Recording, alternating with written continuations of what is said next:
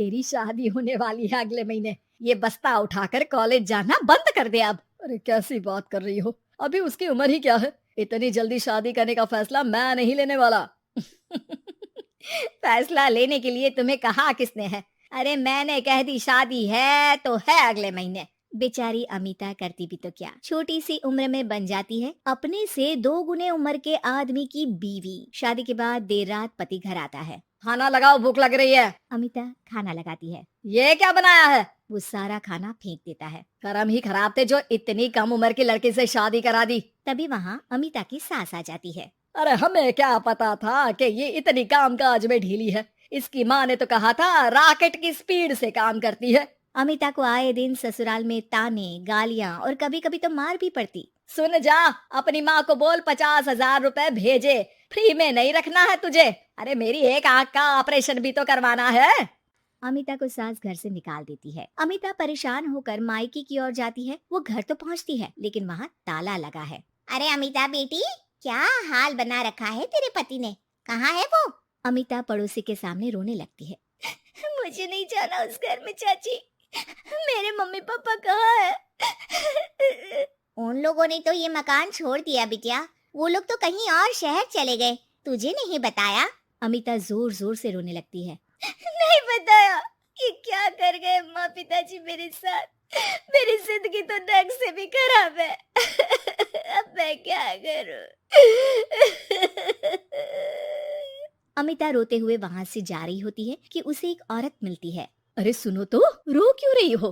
तो क्या करूं, हंसूं? अमिता उस औरत को अपनी सारी कहानी बताती है। देखो, मेरा सिलाई का काम है, अगर तुम चाहो तो मेरे साथ ये काम कर सकती हो। बदले में मैं तुम्हें रहने की जगह, खाना और 1 दिन का 100 रुपया भी दूंगी।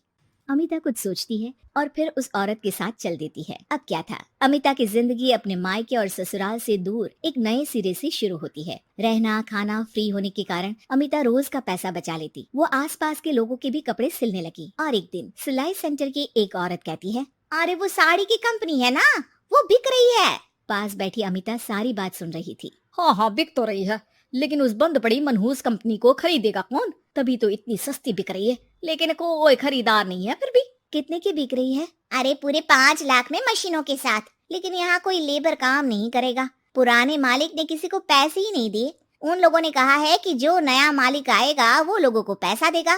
5 लाख। अमिता घर आती है और अपने पैसे गिनती है, पूरे 3 लाख। अमिता सिलाई सेंटर वाली उस औरत के पास जाकर कहती है, चाची मैंने इतने साल की कमाई में ये पैसे जमा किए हैं, पूरे 3 लाख है। वो बंद साड़ी की फैक्ट्री मैं खरीदना चाहती हूँ। अरे अमिता, पागल हो गई हो क्या? वो 5 लाख की बंद मनहूस फैक्ट्री खरीदेगी, फिर लेबर का बकाया पैसा देगी, और वो फैक्ट्री चलेगी कि नहीं ये भी कोई नहीं जानता। लेकिन अमिता नहीं मानती। वो उस औरत से कहती है कि वो उस फैक्ट्री को खरीदना चाहती है और खरीद कर ही रहेगी। औरत भी अमिता की मदद कर देती है और फिर अमिता के नाम एक साड़ी फैक्ट्री हो जाती है। शुभारंभ वाले दिन अमिता लेबर से कहती है, मैं इस फैक्ट्री को दोबारा खड़ी करना चाहती हूँ, आप लोग इसमें माहिर हैं। मैं नहीं जानती कि पहले वाला मालिक के काम करने का क्या तरीका था, लेकिन मैं अपनी योजनाओं के साथ आई हूँ। मेरे पास आप लोगों को देने के लिए अभी तो पैसे नहीं है, लेकिन मैं वादा करती हूँ 3 महीने में आप लोगों के पैसे ब्याज सहित आप लोगों को दे दूंगी। और ये क्या बात होती है? हम सारा दिन फिर से काम करें और पैसे ना मिले तो हम खाएंगे क्या? सिर्फ 3 महीने की बात है।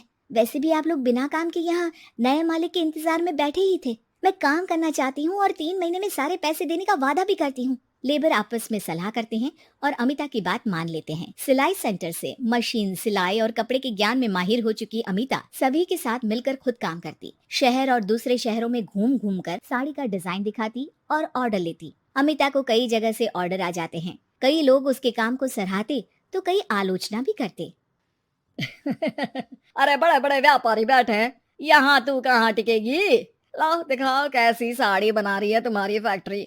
अमिता उन लोगों को साड़ी के डिजाइन दिखाती है कि तभी वहाँ व्यापारी की बीवी आ जाती है। हाय रे, कितनी प्यारी साड़ी है ये, बड़ी महंगी लगती है, मेरे लिए ले लो ना जी, और हाँ अपनी दुकान में भी रख लो इसे, बहुत बिकेगी मैं कहती हूँ। अमिता मुस्कुराती है, अरे सेठ जी, बड़े बड़े व्यापारियों से नहीं पर अच्छी डिजाइन और क्वालिटी से बाजार में चलती है। अब बताओ कितने का ऑर्डर है आपका? धीरे धीरे अमिता का आत्मविश्वास और बढ़ता है। बड़े बड़े ऑर्डर्स के लिए वो खुद लेबर्स के साथ मिलकर सारा दिन सारी रात काम करती। और फिर वो दिन भी आ जाता है जब अमिता को लेबर को पैसे देने होते हैं। मैं आप लोगों से 3 महीने बाद आज के दिन ये बात करना चाहती हूँ कि मैंने जितने पैसे देने की आपसे बात की थी उतने मैं नहीं दे सकती। हम लोग जानते थे कि पर आपकी कंपनी तो फायदे में है, फिर हमारे पैसे क्यों नहीं देंगी? मतलब आप लोगों के बकाया पैसे, ये 3 महीने के पैसे और ब्याज के साथ मैं आप लोगों को 10% का मुनाफा भी दूंगी। सभी खुश हो जाते हैं। मेरा कोई परिवार नहीं है, लेकिन दिन रात आप लोगों के साथ काम करके मुझे आप लोगों में ही अपना परिवार दिखता है। अमिता की फोटो पेपर में छपती है। उसके बिजनेस मॉडल को पढ़ने के लिए कई बच्चे भी उसका इंटरव्यू करते हैं। अब अमिता 1 से 2 और 2 से 4 फैक्ट्री खोलकर देश में बड़ा नाम कमाती है।